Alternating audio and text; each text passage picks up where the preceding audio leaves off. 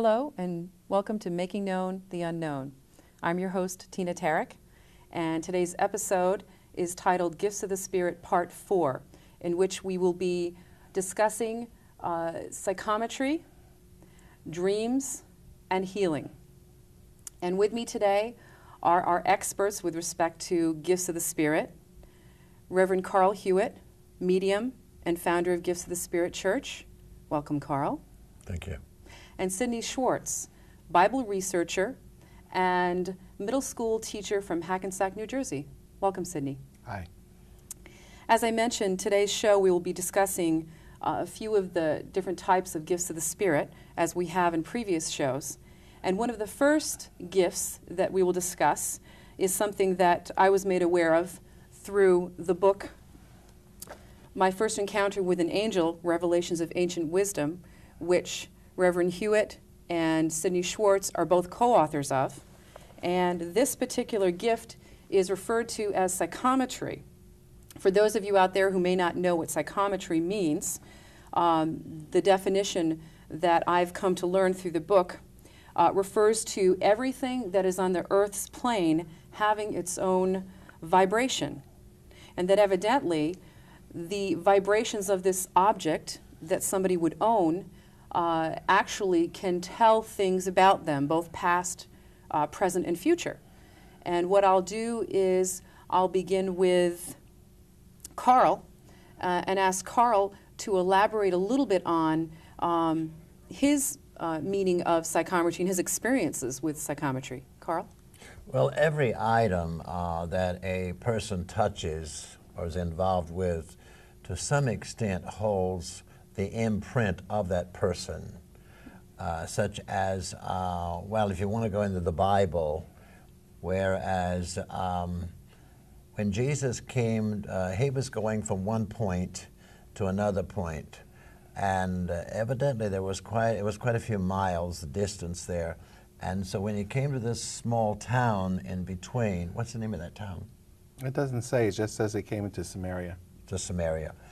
And the first thing that he noticed in the little town was the community well. And he told his students, the disciples, to go on and bring back some food. And he was very tired, so when he sat down at the well to rest, because he did not have any way of getting water out of the well, but while he was resting, and I picture him having his eyes closed and he was relaxing there for a few moments, and he heard somebody shuffling at the well, and he opened his eyes and he saw a woman. She had come to the well to draw water. And he immediately asked her for some water, and she turned, noticing that he was a Jew and she was a Samaritan, and she said, you know, you're a Jew. Don't you realize that Jews and Samaritans don't even speak to each other? He didn't pay a bit of attention to that. He just simply asked her for some water. And she didn't hardly pay any attention to him until he said, but woman, the water that comes from this well, you'll have to come back here and draw more of this water. But he said, the water that I give to people, he said, they will not have to come back for any more. He was referring to knowledge rather, and she was referring to the water itself.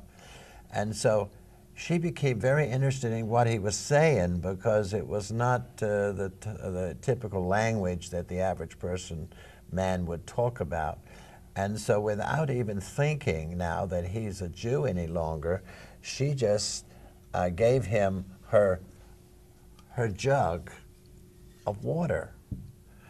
And as he held the jug, he started telling her things that only she knew, because he was picking up the vibration of her on this jug, you see. This is what is known as psychometry. I'll read the exchange to you from the Bible. Okay. We're in John chapter 4, verse 15.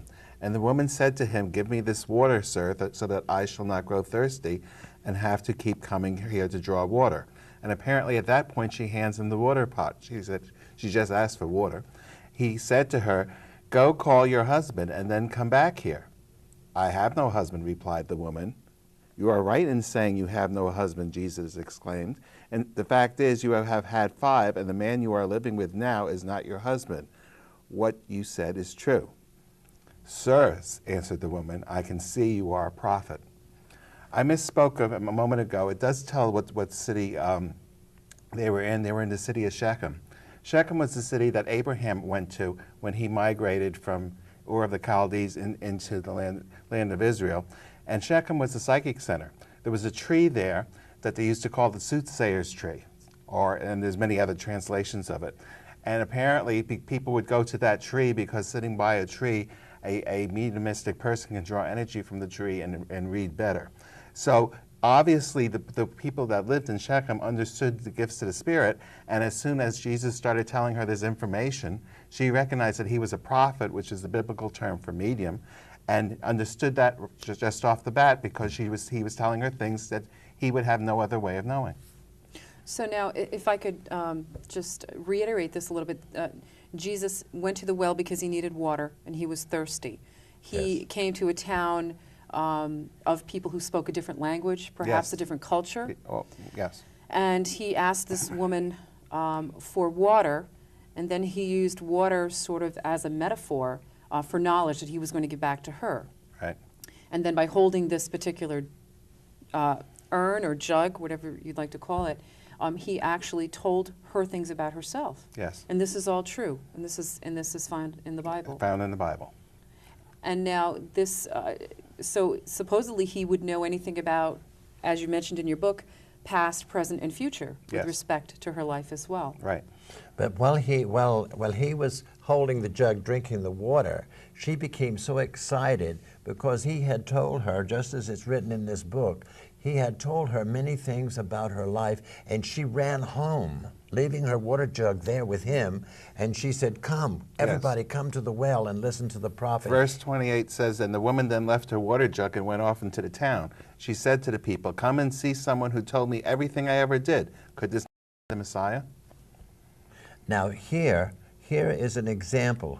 I remember doing a lecture to a whole group of the clergy one time because they really didn't want me to be talking about this and preaching about it because they said that this confuses the people. And when I read this part here, they got angry at me. They really did. They got angry at me because it's something they don't want the average person to know about. Because I said, I'm doing the same thing that he did. And yet in the Bible, he said, you will be able to do the same things I did. Do the works that I'm doing. You see, this is all I've been doing all my life, the works that he did. See, in this exchange between Jesus and the woman, he gave a very, very powerful message to the world. Yeah. And it's found in verse 24. And in the English Bibles it says, "God is spirit, and those who worship him must worship in spirit and in truth." And the reason I said in the English Bibles it says this is because he did not actually say that per se. In the original Greek, the New Testament was originally written in Greek and then translated into the Latin. And I was doing some research in Princeton University once, and I was looking at the Holly Bush Bible of about 1537. And it was a parallel Bible, so one column was in Latin and one column was in English. And as I was typing this one verse, something drew my eye over to the Latin. And I really don't know much Latin, but I did recognize what it said here. And it says, "Spiritus est Deus," which means spirit is God. In English, it says God is spirit. All English Bibles except for one, and there's about 200 English Bibles of the New Testament, say God is spirit. And there is a very important difference between God is spirit and spirit is God. And I can go into the English grammar of it, but that's not what's important. If I say God is spirit, we interpret language visually. And in our brain someplace, when we say God is spirit, most people see an old man sitting on the throne, okay, when they hear the word God. And that's what triggers in their mind. When people hear spirit, most people, if they think of someone invisible, they think of Casper the Friendly Ghost. There's ethereal images there. So whichever one comes first, if you say God is spirit, you're seeing an old man and you're trying to make him somewhat invisible. But if you're seeing spirit is God, you have a whole different mental image going through. And the actuality is that all spirit is God, which is what Jesus said, even though that's not really what's in the English Bible. Now you can take what he said here, that God is spirit. He did not say that he did not say anything about a religion, and there's so many of them on the planet today. He's simply saying God is spirit. And I have been ridiculed because I am a spiritualist. And as far as I'm concerned, and I'm speaking of myself, here he mentioned a religion, or at least it pleases me to know that I'm a spiritualist, because I know darn well that I can communicate with those that have already gone on. They're not in a physical body, they're in a spirit body, just as he's saying. It is the other body that is mentioned in Corinthians, where it says you are born with two bodies, the physical body and the spirit body, see? So the more correct way would be to say that God is spirit. Spirit is God. Its spirit is God. Spirit is God. See, now even I have heard that so much too, Right. that it can become The confusing. original language has had its spirit is God. The Greek, I looked up the Greek too, and again I was able to recognize the word Deus for God, and it was second, it wasn't first. So it was spirit is God. Which could lend itself to the idea that there are many different gods out there, or that we somehow all are a part of this God, or our God ourselves. God is within all of us equally, no more in a priest than in the average person on the street. Another way to look at it is everyone possesses a spirit. Most people call their spirit their soul. It's in their body. But yet every spirit comprises God. So we all have a piece of that divine energy within us. Okay. Absolutely. And that's what the message was here. So through psychometry, at that time, a very profound message came through Yes. to many, many people. And because of the people who lived in this area being, shall we say, attuned or aware of gifts of the Spirit, they were able to understand that and grasp that. I don't think that there's ever been a time when I've ever heard this myself in church or participating in a traditional church service. And I find that very interesting. Just talking a little bit about psychometry, Carl was mentioning, you were mentioning yourself that you also are able to do this, and Yes. you are able to pick up vibrations on different objects, if you will. Yes. What type of objects would those be? I mean, we have a jar here, but what commonly would you pick up on? There was a few years ago, a man called me, turned out to be a detective. He was helping this family find their daughter. And I finally gave in, because I don't like to do that. It usually turns out to be a tragic, and that bothers me.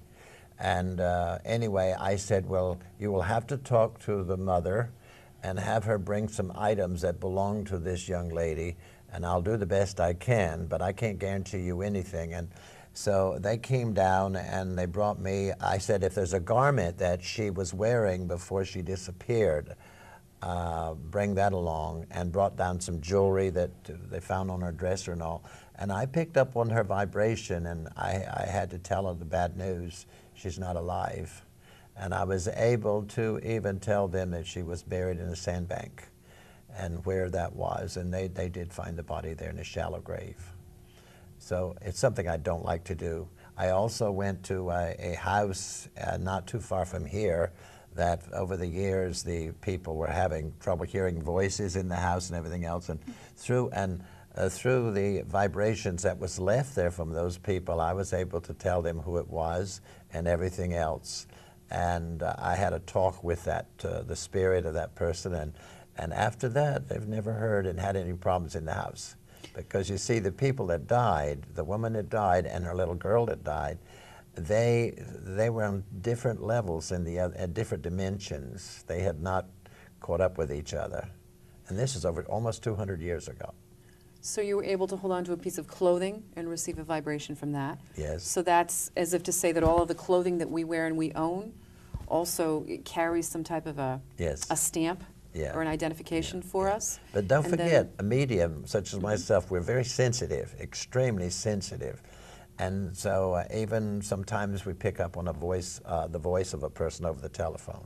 And that was what I was going to elaborate on next. You heard the voices of these particular spirits. Yeah. Now, how does that work on the telephone? Okay. I've done a lot of radio programs and TV programs, and somebody calls in just to hear the voice. It's instant. I could see a picture in my mind, and I explain to them on the phone what I'm seeing, you see, and I remember this one man in Charleston, South Carolina. He says, I don't understand how you can do that. But he said, you should describe my house, my yard, how it was landscaped and everything else. And he said, you're sitting in a studio. And I said, well, it's pretty hard for me to explain it too. And other people said the same thing. So over the phone? Yes. Over the radio? Yeah. You're able to do it through any type of Yes. media possible? Yes, there's no limitations to the space. You could do that. I mean, there's a client of mine in Hong Kong, and she calls me about every 8 months or so. And she'd come to me several times, but then it got so that it was not good for her to do that anymore because of her job. So she calls me, and sometimes I can't pick up anything. Evidently, there's too many vibrations going over either the satellite system or the cables. That was another question I had. So you could actually have interference? Oh, God, yes, you can. Really? Yeah. And that could obviously change It your changes ability to everything. perceive that. I said, I don't even trust myself today. I'm picking up too many. Thank you for that. That's very interesting. So commonly, like it's written in the book here, jewelry also falls into that category. Especially gold. Gold. Gold holds emotion. Really? Oh, more than any other metal. How so? How is that? Do you know? I'm not quite sure. I have never been able to find that out. Okay, so if you're going to pick up on something with someone, it's best to have real gold jewelry to do that Yes. with. Very interesting. I always ask a person, I said, I will need, for instance, if they're in my presence, I always want to borrow their watch because there's more metal in a watch. Right. And all metal, regardless of what it is, it seems to magnetize and hold the vibration that that person works on. Okay. And so, for instance, I would hold this, and I'm able to pick up the vibration that's in the metal, which is their vibration. It's their frequency that they've been operating on. But oftentimes, if I lay the watch down, I then drift away from them and pick up on someone else, which has nothing to do with them. Oh, so you have to have it in hand. Yes, You have to I hold it in physically my be hand all holding the time. I would be speculating, but if you look at that watch that Reverend you had just held up, it's made of metal, of many different types of metals. Stainless steel. Where gold would just be one element, which would have a single frequency, which probably would mean that it would absorb energy easier than one that has multiple chemicals in it with many frequencies. This is very true. Getting So too therefore, smart. silver would probably be the same, or copper would probably be about the same, as opposed to a compound metal. Thank you. That answered our question right there. Right. One other thing. Some people in Italy gave me a little bowl, and actually the bowl came from Pompeii. Oh, my. And I remember putting it in one of my students' hands when we were working with this years ago. And when I asked her later on, I said, what kind of vibrations are you getting and everything else? And she described, she says, I don't know where I am, but I feel as if there's all cobblestones and the streets are very narrow. And she described so many things that is in Pompeii there.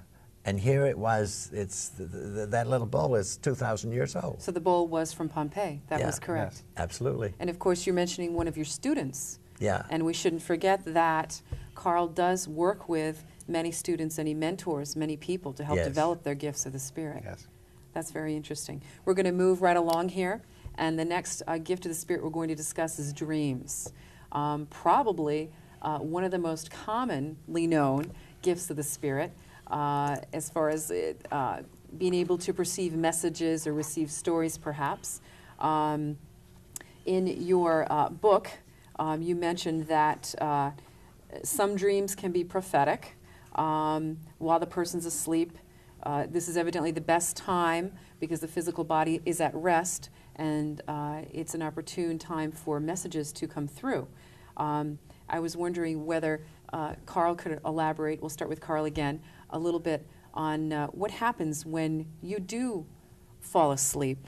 Okay, the physical body is shut down. The heart is still working, keeping it alive, but the body is shut down.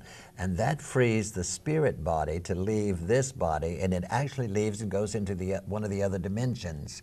And in the dimension it goes into, there could be other people in the neighborhood, friends, co-workers that are also in a deep sleep. Their spirit leaves their body, and they actually join each other. That's why that you have dreams that some of your neighbors or friends or co-workers are with you, but there's also other people in the dream that's already passed on, and they look so wonderful. You see, what has happened here, the people that's in the dreams have really gone into the other dimensions as well, where the other people live after they have passed on. So you're saying that dreams It's a real thing. are real? Real, absolutely. They're real. We actually do experience. We have to have them in our Okay. lifetime. Okay. Why do we have to have them? They tell me that, but you know, I haven't found that out yet, so I don't have that answer. Okay, all right. And, you know, some people will say, I don't remember my dreams. And the question comes up, does everyone dream? Now, here, that's a good question. You see, if the person is, their sleep is deeper than average, Okay. it is the subconscious mind that is the mind of the spirit body. Conscious mind goes with the physical body, subconscious mind is the spirit body, see? Okay. And so if this dream is taking place, as a rule, a certain amount of that spills over through the conscious mind, and so the physical self remembers it the next morning. You understand? But if that person is shut down too far down in a deep sleep, you know, because you know there's people you can't wake them up. Well, this is what happens. The person is having a dream. They wake up and they know they were dreaming, but they can't recall what the dream was about. See? Oh, okay. So whether you remember it or not has to do with the levels Yes, of the sleep level of sleep. that you were in. Absolutely. Okay. And of course, we can all talk about the different symbolism that comes into dreams when we dream. I've read, as well as most people have, probably some books about dreams and curiosity about different symbols that keep popping up, like a home or a snake or somebody dying or somebody giving birth.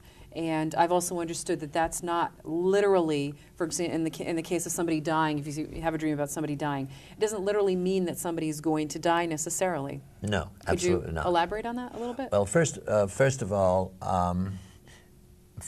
in the world of spirit, the people are just as much alive as they are in physical, and I think they're more alive, to tell you the truth.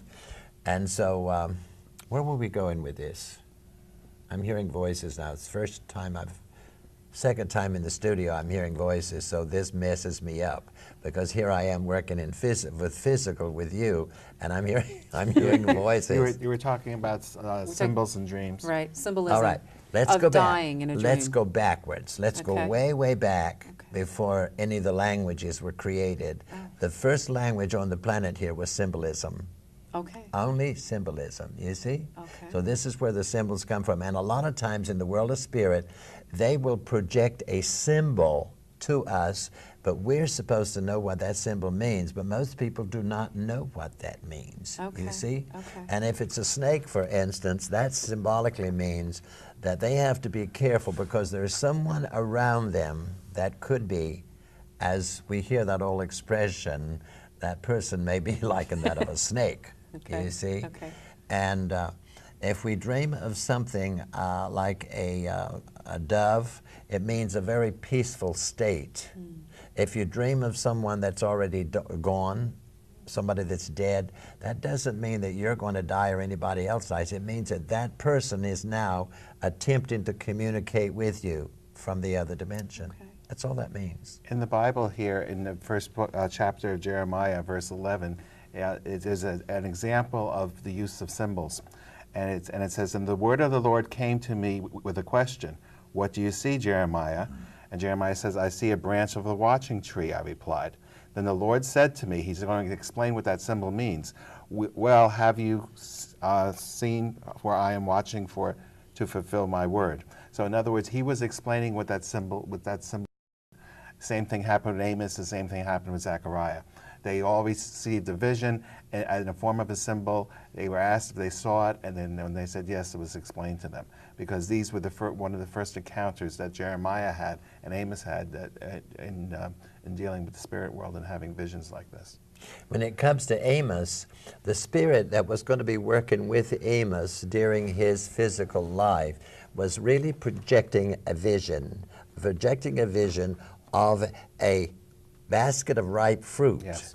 And so the voice asked him, he says, what do you see? And he says, I see a basket of ripe fruit. And then the voice said, well, what do you think that means? In other words, the entity here is making contact with him to see if he's hearing and seeing. Right, and the Lord said, the time is ripe to have done with my people Israel, and I will forgive them no longer. He told them the meaning of the basket of fruit. Okay. Sure.